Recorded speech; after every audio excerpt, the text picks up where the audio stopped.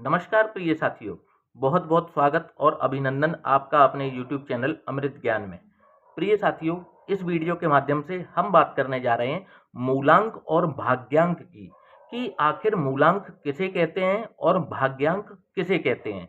साथियों, आज हम इसी को सीखेंगे और जानते हैं।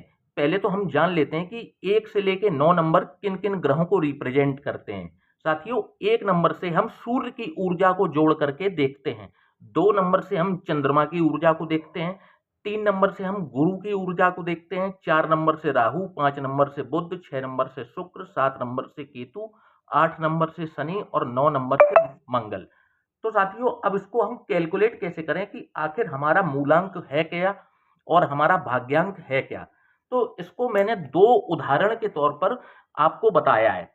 इसको मैं बता देता हूं कि जैसे मान लीजिए, सपोज कीजिए कि आपकी डेट ऑफ बर्थ पड़ती है 27/12/1990।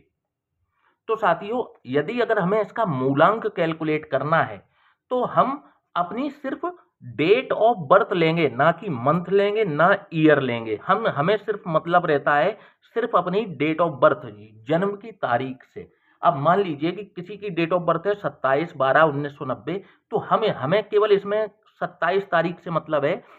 तो अब इसे कैलकुलेट करेंगे और देखेंगे कि मूलांक बना कैसे है।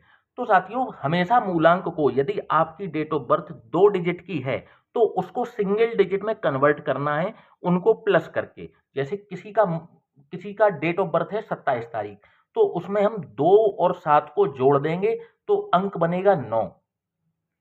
तो इनका जो बेसिक नंबर है, जिसे कहते हैं मूल अंक, तो इनका मूल अंक जो है वो 9 बना, 9 नंबर, ठीक है।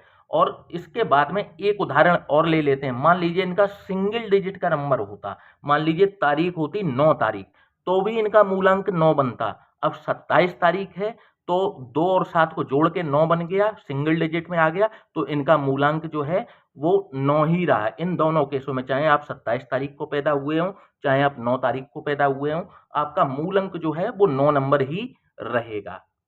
ये तो हो गई मूल अंक की बात। अब बात करते हैं भाग्यांक की। तो साथियों, भाग्यांक को कैलकुलेट करने के लिए हमें सिर्फ डेट ऑफ बर्थ नहीं चाहिए, बल्कि हमें मंथ भी चाहिए और ईयर ऑफ बर्थ भी चाहिए। तीनों चीजें चाहिए रहती हैं भाग्यांक को कैलकुलेट करने के लिए। अब जैसे उदाहरण के तौर पर मैंने एग्जांपल लिया है, जैसे आपका जन्म 27 दिसंबर 1990 को हुआ, तो आप इसमें ईच एंड एवरी डिजिट को प्लस करेंगे।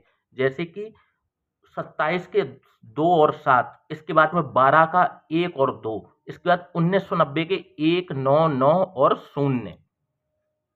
जब हम इन सबको जोड़ देंगे, पूरी डेट ऑफ बर्थ को जोड़ देंगे, तब इस सबको जोड़ करके कितना अंक मिला? 31, जो कि है डबल डिजिट में।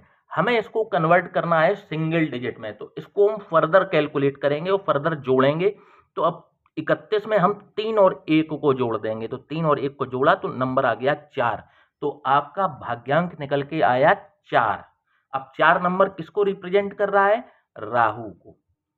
अब बात कर लेते हैं, एक उदाहरण और दिए देता हूं। जैसे मान लीजिए आपका डेट ऑफ बर्थ है 24 अगस्त 1986, तो इसमें आप जो है 2 को जोड़ेंगे, 4 को जोड़ेंगे, 0 को जोड़ेंगे, 8 को जोड़ेंगे, 1 को जोड़ेंगे, 9 को जोड़ेंगे, 8 को जोड़ेंगे, 6 को जोड़ेंगे। मतलब इनके जितने भी ये डिजिट बन रहे हैं, इनको आपस में आप जोड़ते चले जाएंगे, तो लास्ट में आकर के इसका जो योग बनेगा ये 38 नंबर बनेगा। अब 38 को भी हम अगेन 3 और 8 को प्लस कर देंगे तो 11 बना। अब 11 भी आपका डबल डिजिट में है, तो अब 11 को भी 1 और 1 को प्लस कर देंगे तो मूलांक बना 2 जाकर के। मतलब हमें ओवरऑल चीज ये देखनी है कि हमें जोड़ तब तक जोड़ना है जब तक सिंगल डिजिट में ना आ जाए। तो इस प्रकार से इनका जो भाग्यांक निकल के आया वो आया 2 नंबर। अब 2 नंबर किसको रिप्रेजेंट करता है? चंद्रमा को।